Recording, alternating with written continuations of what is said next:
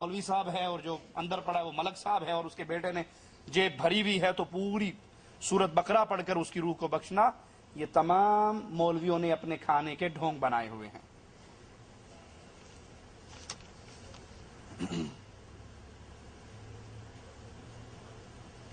جعلیات کی گاڑیوں سے آنے والے بھائیوں سے گزارش ہے کہ وہ بھائی کھانے کے ڈبے، پانی کے گلاس گاڑی میں پھینکتے ہیں تو وہ یہ حرکت نہ کریں۔ کیا سعودی عرب میں کوئی اسلامی بینک موجود ہے جو بلا سود بینکاری کر رہا ہو؟ ہمارے علم کے مطابق بینک راج ہی میں سود والے معاملات نہیں ہیں، واللہ اعلم۔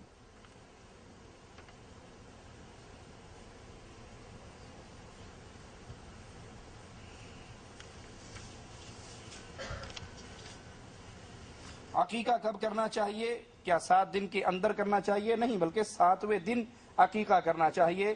لڑکی اور لڑکی پر کتنے جانور ہیں؟ اگر لڑکا ہے تو اس کے لیے 2 جانور ہیں، اور اگر لڑکی ہے تو اس کے لیے 1 جانور، 1 مینڈھا یا بکرا اس کی طرف سے ذبح کیا جائے۔ کھانے والوں کو سلام کرنا کیسا ہے؟ جائز ہے یا نہیں؟ اگر سلام کرے تو جواب دینا واجب ہے۔ کوئی انسان کھانا کھا رہا ہو، دوسرا بندہ آ کر اس کو سلام کرے تو کوئی حرج نہیں، جواب دیا جا سکتا ہے، اس کا سلام سنا جا سکتا ہے۔ جو لوگ کہتے ہیں کھانے کے دوران سلام نہیں کرنا چاہیے، وہ بیچارے ڈرتے ہوں گے بھئی سلام کا جواب دیں گے تو ہمارے 2-4 لقمے کم ہو جائیں گے مقابلے میں جو کھا رہے ہیں، وگرنہ کوئی حرج نہیں۔ دوران نماز کوئی سلام کرے تو آپ کوئی اجازت ہے 2 انگلیوں سے اشارہ کر کے جواب دینے کا، زبان سے نہیں بولنا، تو کھانے میں کیوں جواب دینا منع ہے۔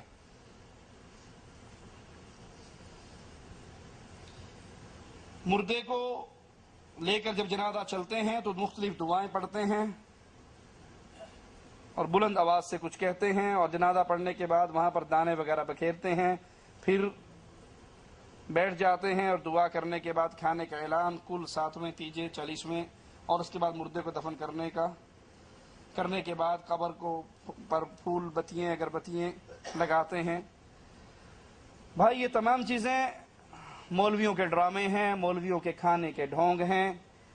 یہ تیجا، یہ 7واں، یہ 9واں، یہ 10واں، یہ 40واں، یہ سب مولویوں کے پیٹ تک اس کا معاملہ آ کر ختم ہو جاتا ہے۔ وگرنہ مولوی صاحب سے پوچھئے 40ویں کی عربی کیا ہے؟ پورا دین عربی میں آیا، قرآن عربی میں ہے، حدیث عربی میں ہے۔ تیجے کی عربی کیا ہے؟ 9ویں کی عربی کیا ہے؟ 10ویں کی عربی کیا ہے؟ 7ویں کی عربی کیا ہے؟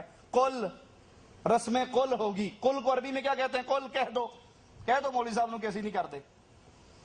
یہ قل، اس کا کوئی وجود نہیں ہے، یہ سب مولویوں نے اپنے کھانے کے لیے بنائے ہیں۔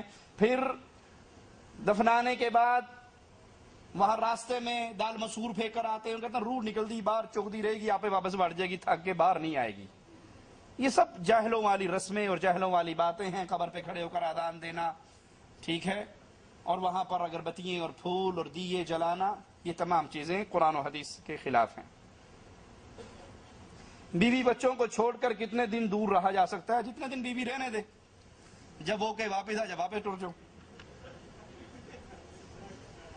حق مہر کی حقیقت کیا ہے؟ اس کی ادائیگی یا عمر میں کبھی کی جا سکتی ہے جبکہ خاوند کا مالی حالت ٹھیک نہ ہو؟ حق مہر شادی کی رات انسان کو جب نکاح کرتا ہے، وہ حق مہر کے بدلے میں قبول کرتا ہے، اس کو اسی وقت ادا کر دینا چاہیے، اس کو اسی وقت ادا کر دینا چاہیے۔ جو اس نے نقد حق مہر طے کیا ہے وہ ادا کر دے، اور اگر اس نے ادھار حق مہر کیا ہے اور بیوی اس پر راضی ہے اور بعد میں اس کو معاف بھی کر دیتی ہے، کئی تے اوکھے سوکھے ہو کے آپے معاف کرا بھی لیندے نے، کر دیے معاف یا بھیجاں تیرے گھر، وہ کہندی بیبا میں نہ بھیج، میں تیرے کول ٹھیک ہے، جا تینوں معاف کیتا۔ تو اس میں زبردستی کرنا اس کا حق مارنے کے برابر ہے۔ اگر وہ خود معاف کر دے تو قسمت ہے آپ کی، وگرنہ ڈکھا دے کے معاف نہیں کرائی دا۔ جو آپ نے طے کیا ہے، جس بنیاد پہ شادی کی ہے، وہ اس کا حق مہر اس کو ادا کیجیے۔ تبلیغی جماعت کے ساتھ جانا کیسا ہے؟ یہ اہل حق ہیں یا نہیں؟ کسی بھی جماعت کو پہچاننا ہو تو ان کی کتابیں دیکھی جاتی ہیں۔ تبلیغی بھائیوں کی کتابیں فضائل اعمال، فضائل صدقات، شرک اور بدعات کی دعوت سے بھری ہوئی ہیں، لہذا ان کے ساتھ جانا بالکل جائز نہیں ہے جب تک یہ اپنی کتابوں سے شرکیہ واقعات اور عقائد کو نہ نکال دیں۔ تفصیل کے لیے فضائل اعمال کی حقیقت ہماری CD ہے، جو بھائی چاہے اس کو دیکھ کر مزید تفصیل حاصل کر سکتا ہے۔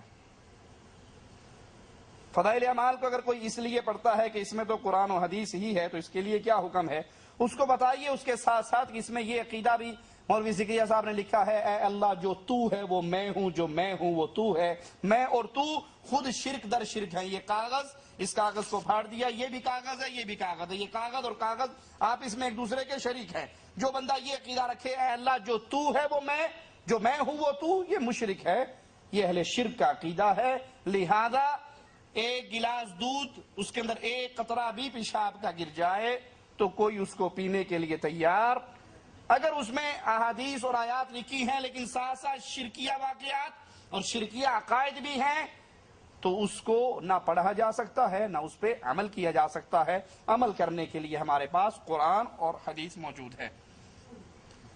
میت کو دفن کرنے کے بعد قبر پہ اذان جائز ہے یا نہیں؟ اذان میں کیا کہتے ہو؟ حی علی الصلاۃ، جندے جندے پڑھی نہیں ہونتے پڑھ لا بھائی، مردے سے اذان میں خطاب ہی نہیں ہے، اذان میں تو زندوں سے بات ہو رہی ہے۔ حی علی الصلاۃ، حی علی الفلاح، وہ مر گیا ہے بیچارہ، اب اس کا دار العمل ختم ہو کر دار الحساب شروع ہو چکا ہے۔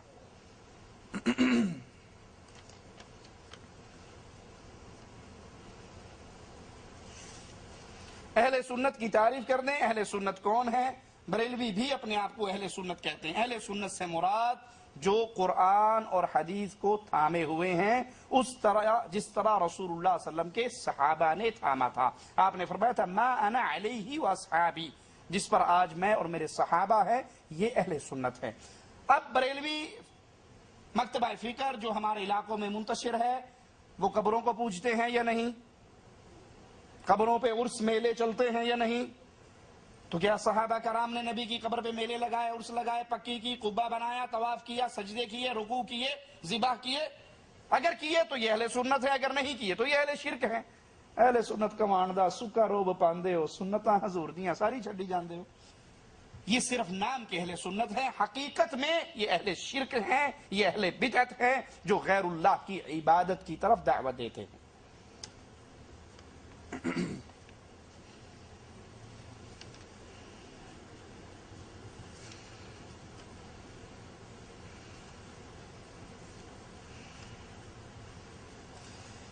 گزارش ہے نماز فرض کے بعد ہاتھ اٹھا کر دعا کرنا سنت سے ثابت ہے یا نہیں؟ فرض نماز کے بعد ہاتھ اٹھا کر اجتماعی دعا کرنا سنت سے ثابت نہیں ہے۔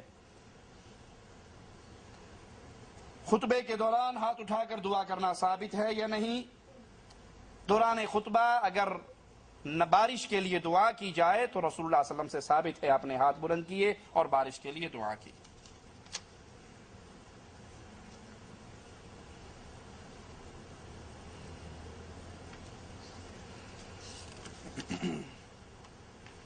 ہر نماز میں سورۃ فاتحہ پڑھنا لازم ہے یا نہیں؟ قرآن و حدیث کی روشنی میں بتائیے۔ رسول اللہ صلی اللہ علیہ وسلم نے فرمایا لا صلاۃ لمن لم یقرأ بفاتحۃ الکتاب، جو فاتحہ نہیں پڑھتا اس کی نماز نہیں ہوتی۔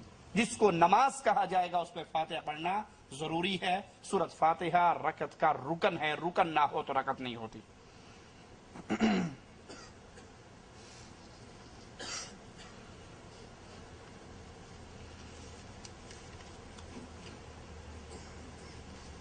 میرے غیر مسلم دوست ہیں، کیا میں غیر مسلم دوست کو دعوت دے سکتا ہوں؟ اگر دے سکتا ہوں تو کس طرح؟ غیر مسلم دوست کے ساتھ اچھے اخلاق سے پیش آئیے، دنیاوی معاملات میں اس کی مدد کیجیے تاکہ آپ اس کے دل کو نرم کر سکیں، اپنی جگہ اس کے دل میں بنا سکیں، پھر اس کو اللہ کی توحید کی دعوت دیں، سب سے پہلے اسلام کی دعوت دیں، اور اس سے دوستی اسی بنیاد پہ کی جا سکتی ہے کہ میں اس کو لا الہ الا اللہ کی دعوت دوں گا۔ دین کی دعوت کو ہٹا کر کسی کافر سے مسلمان دوستی نہیں کر سکتا۔